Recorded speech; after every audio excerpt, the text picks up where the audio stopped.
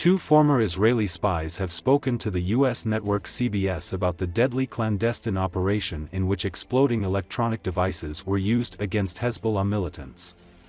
The recently retired senior intelligence agents shared specific details about the operation that targeted militants in Lebanon and Syria with exploding pagers and walkie-talkies.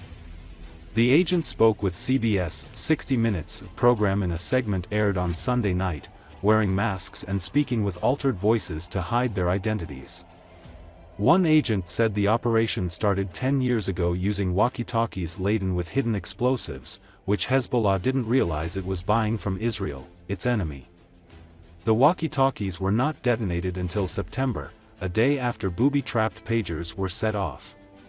"We created a pretend world," said the officer, who went by the name Michael. Phase 2 of the plan, using the booby-trapped pagers, kicked in 2022 after Israel's Mossad intelligence agency learned Hezbollah had been buying pagers from a Taiwan-based company, the second officer said.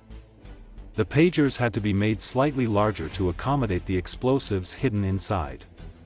They were tested on dummies multiple times to find the right amount of explosive that would hurt only the Hezbollah fighter and not anyone else in close proximity. Mossad also tested numerous ringtones to find one that sounded urgent enough to make someone pull the pager out of their pocket. The second agent, who went by the name Gabriel, said it took 2 weeks to convince Hezbollah to switch to the heftier pager, in part by using false ads on YouTube promoting the devices as dustproof, waterproof, providing a long battery life and more. The agent described the reaction of his director, seeing the pager for the first time. And he was furious.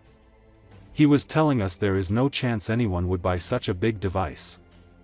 It's not comfortable in the picket.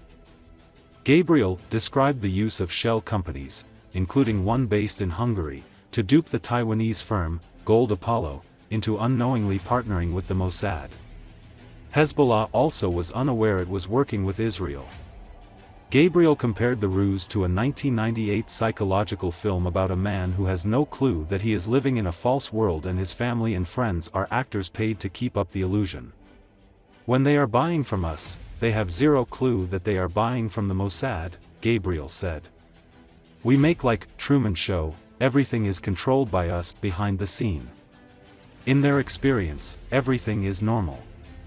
Everything was 100% kosher, including businessmen, marketing, engineers, showroom, everything. By September, Hezbollah militants had 5,000 pagers in their pockets. And he was furious. He was telling us, there is no chance that anyone will buy such a big device. It's not comfortable in their pockets. When they are buying from us, they have zero clue that they are buying from the Mossad. We make like Truman Show. Everything is controlled by us behind the scene. In their experience, everything is normal. Everything was 100% kosher, including businessmen, marketing, engineers, showroom, everything. The only one that will get injured is the terrorist himself. Even if his wife or his daughter will be just next to him, he's the only one that's going to be harmed. Did you test for that? Yes, we test everything triple, double, multiple times in order to make sure there's minimum damage. The wind was taken out of Hezbollah's fight after the pager operation, and I'm hoping that it will have an effect also on the Hamas and hostage situation, because they're looking at their sides and they're seeing no one next to them. They're completely isolated now. Israeli Defense Minister Israel Katz visited troops in southern Lebanon on Sunday. His ministry said he traveled there to supervise security arrangements for the next stages of implementing the ceasefire between Israel and the Hezbollah militant group. During his meeting with troops, Katz said Israel's crackdown on Hezbollah meant the group could no longer protect Iran or threaten Israel. The first phase of the U.S.-brokered ceasefire agreement that ended nearly 14 months of war is a 60-day cessation of hostilities. During this time, Hezbollah militants are supposed to withdraw from southern Lebanon, north of the Litani River, while Israeli troops withdraw from southern Lebanon into Israel.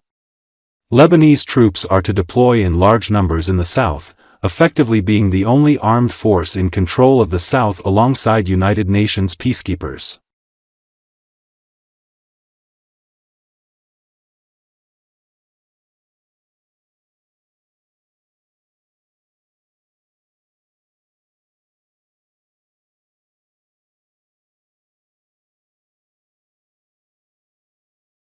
הפעילות העוצמתית של צה"ל הכריעה את הכפרים האלה ואת כל המרחב הזה. אנחנו הכרנו את שיני הנחש של החיזבאללה, ואנחנו ערוכים לרוצץ את ראשו במידה ולא יקיים וינסה לפעול נגד מדינת ישראל.